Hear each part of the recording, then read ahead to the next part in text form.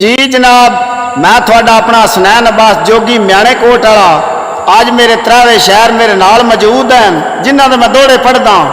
ते एक एक दौड़ा उस्तादा मेरे दा सुनना तो बाकी लाइक कमेंट जरूर करना। जी उस्ताद दुखी रियाज साहब म्याणे कोट वाले जिथे प्यार परीत दी गल आई जी ओ यार खराब नहीं कीते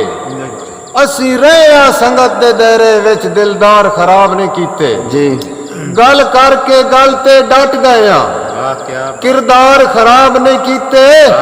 दुखी रियाज रुवार दी गल करदा है बेली पार खराब नहीं कीते बेशक। उस्ताद मौजम अली मौजम साहब थानू दौड़ा सुनाई सन पंजाबी शहर जी बिस्मिल्लाह जनाब, मैं हसनैन जोगी दे नां दौड़ा करदा। सारी उम्र संभाल के रखने पौंदन संगतां दे कीमती बाग जी इन्हें संगत दे बूटियां देनी पौंदी ने प्यार दी मौजम जागे डिडो साहब जी होइए सौ रब दी अल्लाह संगत नू लांदा बागे वत ज़हन ते फुटन दा डर नहीं रहिंदा पूरे करिए संगत दे लाग क्या बात जी जनाब।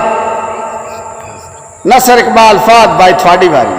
जी बिस्मिल्लाह नाकी नसीरपुर वाला प्यादा ही अल्लाह पाक बनाया है संग साडा हाय संग जींदियां फाद ना फुटे इंजी गल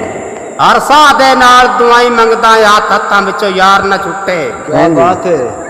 ओदे दिल दा अमन तबाह हो वैंदा है जिस बशर नु संगती लुटे। जी गल बंदा अक्सर डांदा है मुंह पर ने रसा पींदा जदों हाय